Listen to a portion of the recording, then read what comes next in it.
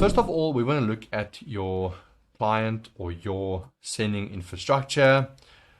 It can get a little bit technical in this area, but the very first thing that you want to confirm is, are you sending from a dedicated sending domain, or are you sending via a shared IP pool, and so on.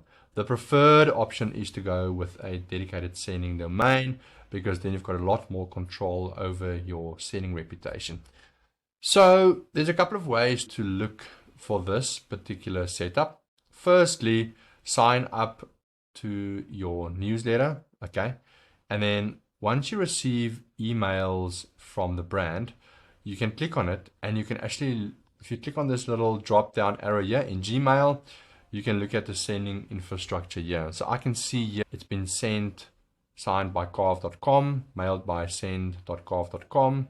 And I can clearly see here that they are sending through a dedicated sending domain. They're sending through their own domain here.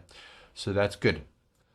If I look at the next one, for instance, I can see here there's an email being sent through from Shopify email.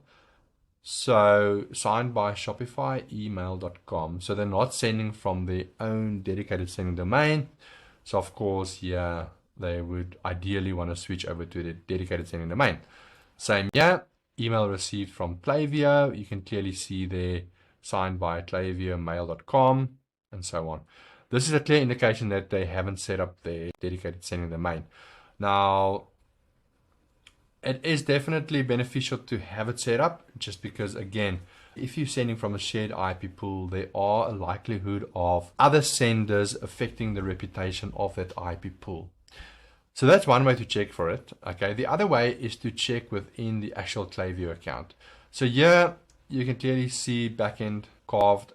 They've set it up clearly within their Klaviyo account under the settings configuration. So that's all good. If you look at the next brand here, I will just hide the brand just for privacy reasons.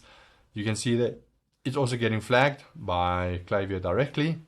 And you can see under the domain configurations there, they haven't set up a branded sending domain as their dedicated sending domain. So of course here they would want to switch over to that.